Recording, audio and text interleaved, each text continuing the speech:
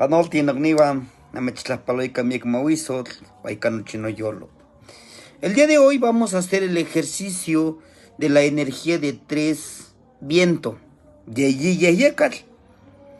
Y antes, para hacer este empoderamiento, recordarles que nuestro tridente vamos a hacerlo de esta manera, ¿no?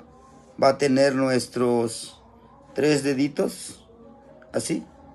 Este sería nuestro tridente. Este sería el tridente.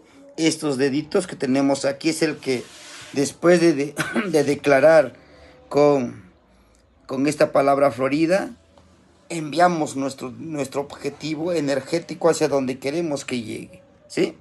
Bien, dice así.